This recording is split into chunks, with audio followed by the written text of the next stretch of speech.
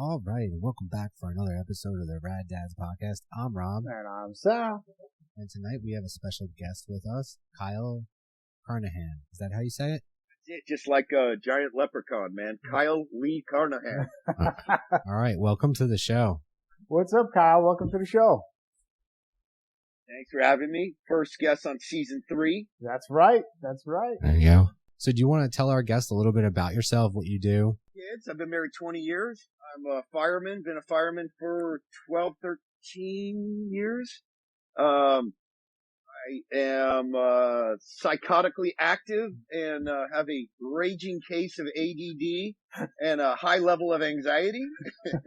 And I usually take that out on the weights, the skate park, my surfboard.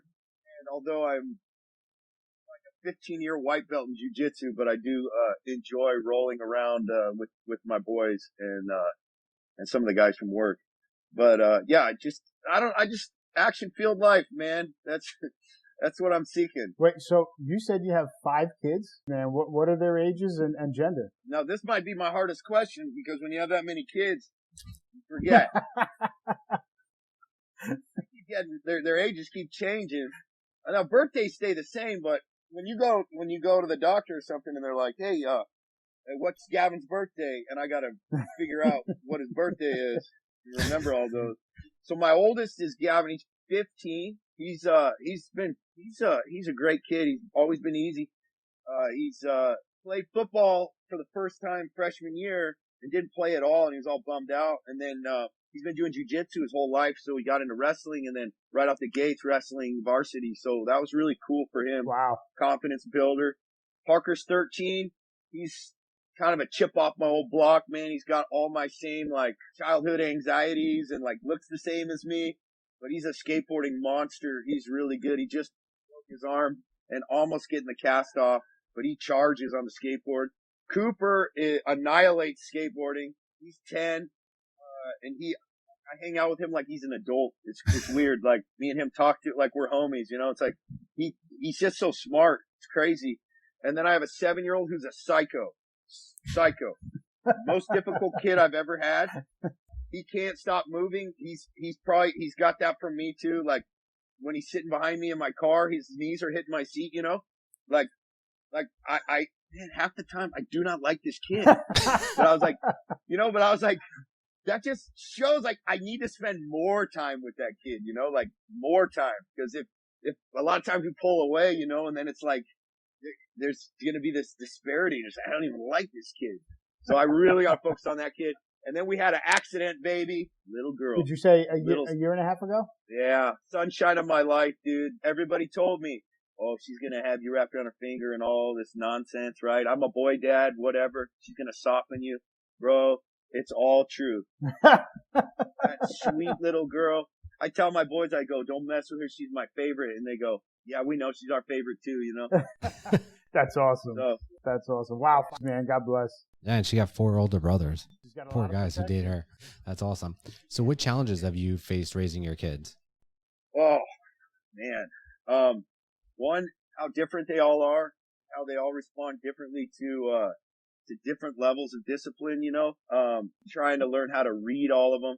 Listen, I'm a pretty hard charging dad. Like, I don't put up with bullshit at all, like zero. You know, as a dad, it's hard because we don't know how we're doing or how bad we're doing. We don't know. We're trying to figure it out. We're juggling, and we're hoping that we're making the best decision based upon we know how we were raised. And so we do our best. Okay, we're not going to be perfect. And right now with my 7-year-old who's giving me the most trouble, you know, I run him into the ground, man. Like, I don't put up with anything. Like, he does a lot of burpees. Yeah.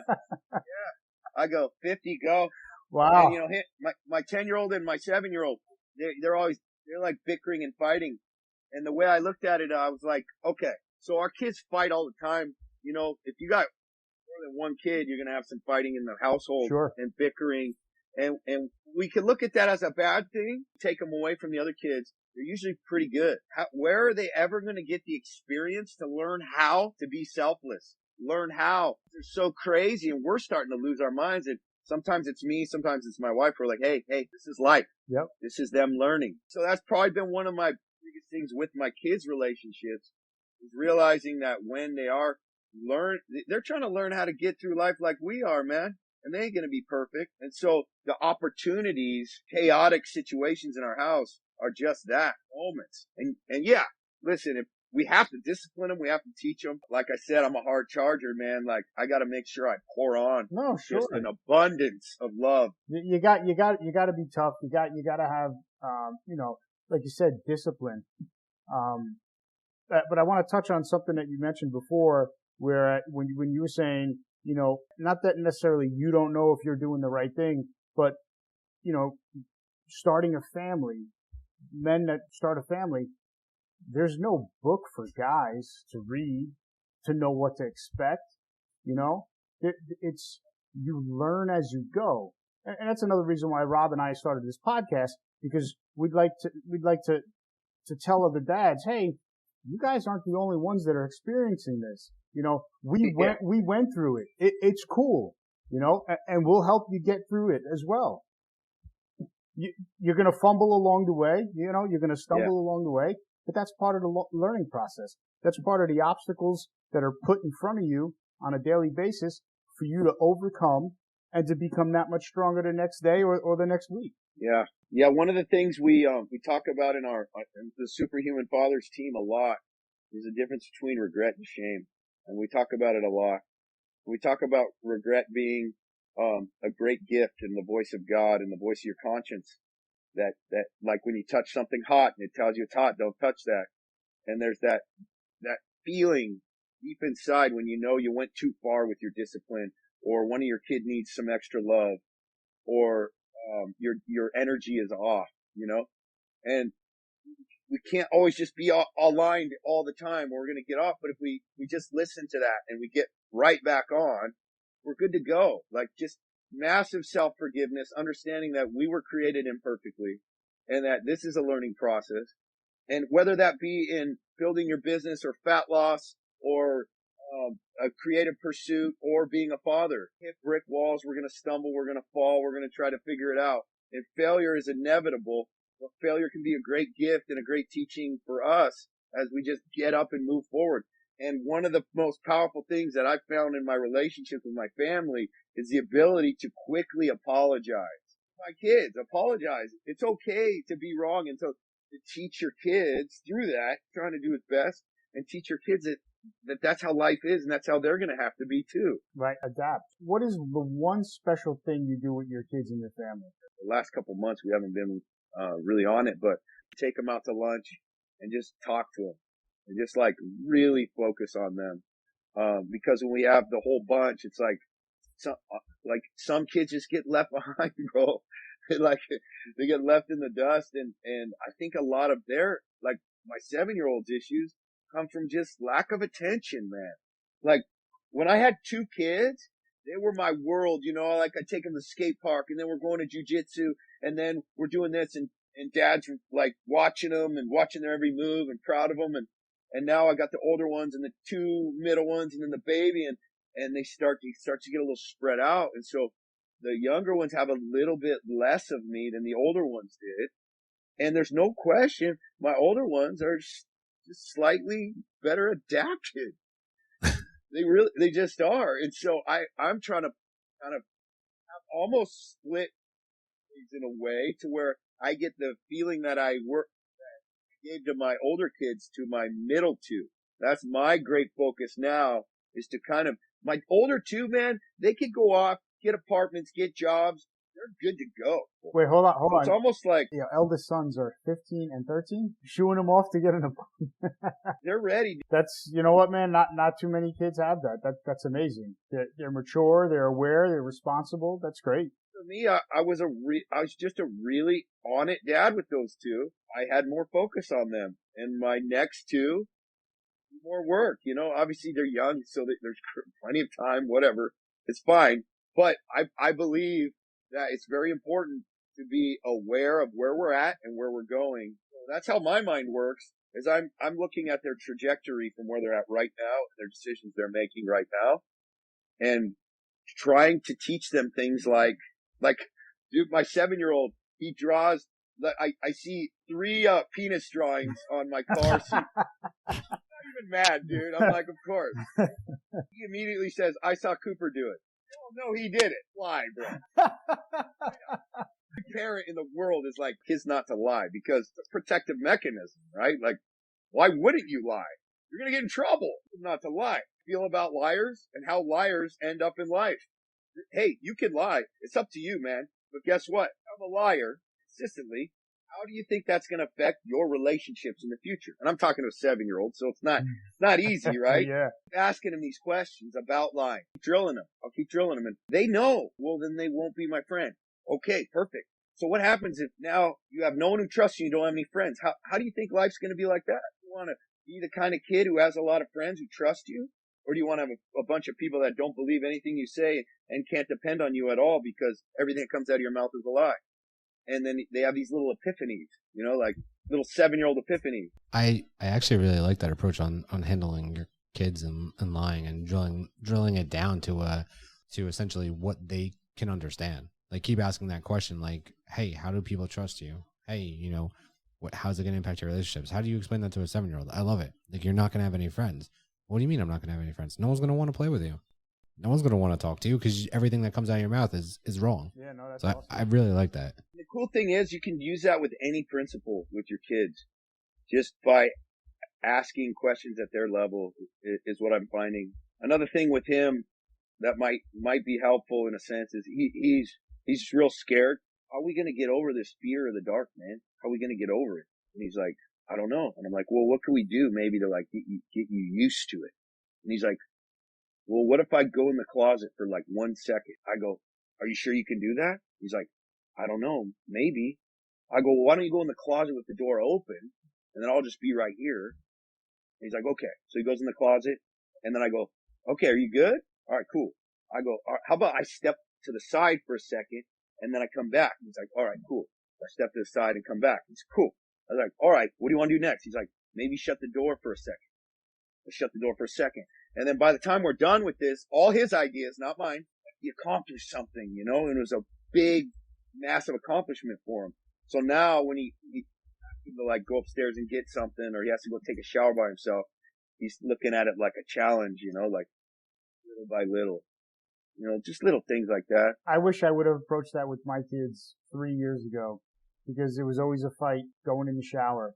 They always wanted their, I have 3 girls, so they always wanted, they wanted company in the bathroom. So one would sit there talking to them as the other was showering. See, that's the thing. You got to have your 4th, and then you would have maybe started to figure it out. Consider a 4th. Did you really? Yeah, we did. Oh, you would have had 4 girls. I know. My uncle said the 6th one was going to be a boy. I said, well, there won't be 6 in my house. You're already outnumbered. What have you learned from raising your kids? I mean, you already gave some good examples, but what else would you bring to the table? 100% of my selfish needs off the table. I get up early, I get my head right, I get my workout in, and I make sure I eat right, and I make sure I'm disciplined, and I make sure that I'm setting the example for my children. I want to make sure that seeing me is what I want them to become. You are sacrificing for them and giving your all to be the best you can be for them. They know. So I think that's the thing I've learned the most, is that I have a greater responsibility than I ever thought, burden on my shoulders than I ever thought, raising them and being an example for them. How have you been able to balance your career and parenting effectively? Oh man, I'm busy. Look, I'm a fireman. I have over 150 coaching clients with superhuman fathers. I have a supplement company. Sleep is like something you can train yourself. And I've been able to get to around 5 to 6 hours a night. I believe that you can train yourself to deal with. So, I know when I'm real run down, I got to go to bed early some nights. Sure. Catch up a little, especially like as a fireman. It'd be a lot easier if I had a steady schedule, but some nights we'll get ran all night, and my ass is up at 4:30 regardless, because if I don't, it's all screwed up. So I pick a time to get up every morning, and I just get up regardless of going on or what calls I ran that night at the firehouse, or it's the same time every day, every morning, 3 to 4 hours of just focused work time and workout before my family wakes up. Huge. That's what I see as successful too, is getting in those early hours.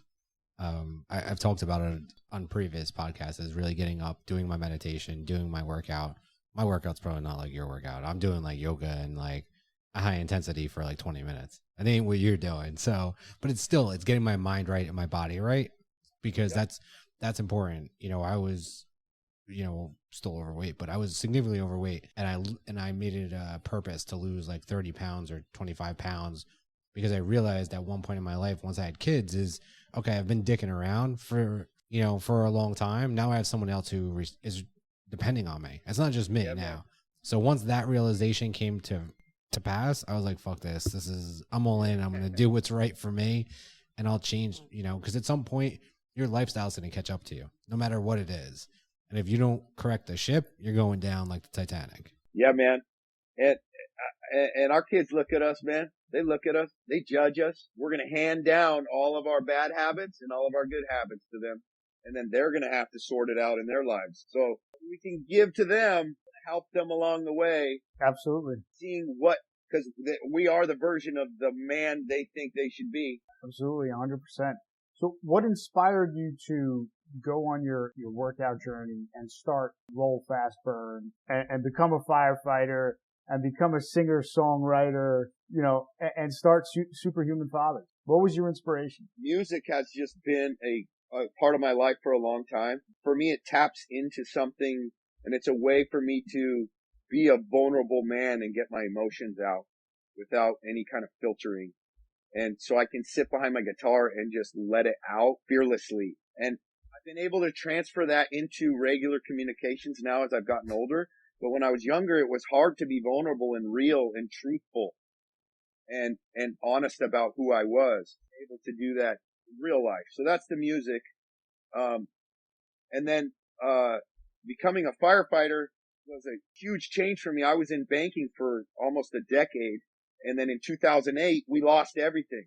Houses, cars, $500,000 in my retirement, and 28 at the time, I think. I kind of started over and was like, hey, well, if I could start over, what would I do? And I was like, I want to be a fireman. And everyone was like, we can't do that. You got 3 kids. Like, everybody tries to do that and doesn't. And I just hunkered down for 3 years and just cranked it out and got hired and became paramedic and then got hired as a fireman. 30 hired full time. That's great. And then at some point, I realized there was just a gap in something I needed to do in life. I needed to be an entrepreneur. I needed that side of things as well. And so I had this cockamamie. I loved skateboarding. I loved supplements. I love working out. So I was like, I'm going to create a supplement company for skateboarders was like the first part of this. And I was like, this is the worst idea ever. But I was like, I'm going to use this as pure education. Like, if it flops, I'm going to learn a ton. So I signed up for a mastermind.com, a guy named Ryan Moran. It was $18,000, which I did not have at the time. I worked overtime to get in this mastermind. And I learned a ton about the product business and how to build audiences and how to market. And this is just the last couple years. And so I would do that early in the morning and then the wee hours of the night, build this thing. And I watched my creative pursuit come to pass, and it was like mind blowing. And then it started selling and people were posting about it and people were loving it. And I was just like, I created something that I wanted for me. That I've been doing a lot of training at the fire department with friends, body compositions. I'm obsessed with it. I've always loved taking someone and making them their best physical self. Really only 6 months ago, I started out to the world. And I said, hey, I just put it on my Instagram. Started the Instagram Superhuman Fathers to hold me accountable. And right out the gates, 30 guys called me right away. Boom, help me. Wow. We got some crazy transformations because aggressive. Like, we're all mindset. So I've seen some of the guys that posted the photos of their transformation, and oh my God, man, sick. Yeah. I'm jealous. Well, don't be too jealous. Just sign up. But no, seriously, what I've realized is that it's 100% mindset. So if we get the mind right and the spirit right, the body just follows, because it's too hard to do it for trying to just look good and have muscles and have abs. It's like, who cares? Like, that's cool. It's fun. But what do we really do? We're setting an example, children, but our wives, and delivering our best selves to them, right? If we don't make ourselves our best selves, we'll not be inspired by us. And who will we be letting down that we don't even know? And then what happens to their children?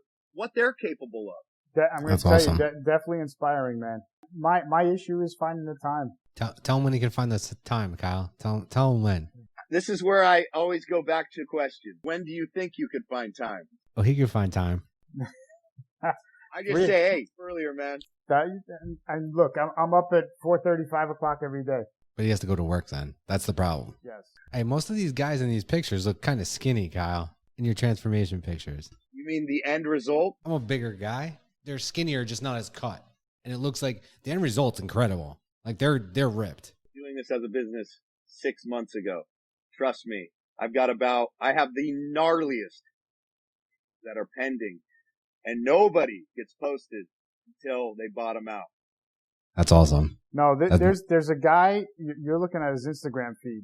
There's a guy, I think I saw it on Facebook, that he's got my same body style, that he was on the heavier side and dude shredded. Nice. Shredded. I was like, holy shit. Now, Kyle, who's signing up for this? Is this just people you know, or is it firefighters, or now you're getting people you don't know, which is awesome if it's only 6 months old. The guys that work for my fire department, they already know that I'm theirs. And the guys who are on my team, my business side, are all mostly referral business from guys who've already had transformations. And then we run some Facebook ads. I'm just hunting for men in darkness that need help, thinking that they're 50 so that their best days are behind them, and we change everything. That's from awesome. The inside out. And a year with our team, people don't even know who you are anymore. And what does that cost to your clients? I do high-end coaching, people that want more of my time, which is about $4,000 for 3 months. And then our team coaching will range from $299 a month to like $2,000 for the year. So you can, if you buy more time, it's cheaper per month. Nice. So it's like 3 months is $780 right now. Months is $1,260, and the year's $2,000. Nice. Sorry to put you on the spot for the financials, but I figured we're talking about it. We might as well give it to the audience. Let our audience know. Absolutely. And that may change. I mean, we have a very high demand right now. We're growing very quickly. We did raise our prices for the team a few months ago, and people were buying, but I noticed that guys like firemen, teachers, like they were getting to the point where it was hard to afford. To my brother Ryan, who co-coaches with me, and I was like, hey man, I would rather have more volume of men that I can help over the course of time than do like a super expensive coaching program. And so we're after numbers, man. We're at the front end. We've got just under 150 people, but our vision, we see it. Tens of thousands, man. Well, the other thing is once you get data, it's going to help you drive it too. Once you get that, the more data you get, the better you can analyze it and the better you can provide for your future clients. All right, so let's do the rapid fire round. What's your favorite cartoon? Thundercats, man. Remember Thundercats? There we go. Thundercats. Oh, all right. Favorite movie? Oh, probably just in that realm of like Gladiator. I mean, of course, right? Yeah. Favorite food? This is going to be a weird one. One of my keys to getting all my protein in for the day and staying lean, Greek yogurt. Tell you a couple different ones real quick. Greek yogurt, cottage cheese, protein powder, and cinnamon. I can't get over the consistency of cottage cheese. Dude, it's the lean man's ice cream, I'm telling you. And then you can put some fruit in there. To start, this is what I would do. I would take a cup of cottage cheese, get that light and fit yogurt, put a container in there, and then put a half a scoop of vanilla whey protein with cinnamon and apples, little chunks of apples. And you'll never need ice cream again. Switch it out for your ice cream. The kids eat it? I may have brainwashed them, but... Whatever it takes. That's my biggest problem. We could talk about that after rapid fire round. Right after this, it's on my plan today. I'm gonna go have it right after we talk. Nice. Favorite social media? Who put this shit in? Sal. Favorite social media? Instagram guy, man. There you go. That's where we spend most of our time, to be honest. Favorite dad moment? Man, I actually posted a video on my Instagram. My son was trying to do this Smith grind bowl. He was getting prepped for a contest he was in. He couldn't get it, and he just wasn't committing. And I went and I was like, he asked me, he's like, Dad, could you do it? And if I was going to ever do stuff like that, I usually full pad up and everything. I just rolled in, shallow end, went up and just fully Smith grinded the deep end. I got it on video. It's on my Instagram, the whole thing. And then that's awesome. And then right after he went and he did it, and like, dude, those moments. That's awesome. It's like that. That was like probably just one of the best connective moments we had of just like, Dad pulled through this time, you know. Usually real life, like I would have fallen and like hit my head, broke my arm. But this one just turned out like a movie, you know. That's awesome. You gave him the confidence. Favorite family vacation location? You know what? Probably my favorite vacation that we did recently. We took the RV from San Diego and drove to Montana, and we went and hit these skate parks that are like a mix between like pump tracks and pool coping and mini ramps and bowls. And there's no skate parks like it really anywhere. And they're all over Montana. And so we just hit probably like 10 of them over the course of, I think, like 14 days. That's awesome. Best dad joke. Oh, bro. Now this one's probably going to get me, dude. I'm the worst. This is like at the firehouse. They're like, hey, when you're on probation at the firehouse, they're like, hey, tell me a joke. And you just like freeze. I got nothing, dude. All right. I know you, we spoke about, your career and everything you do, and you're on social media. Where can our audience find you? Right now, it's just at Superhuman Fathers.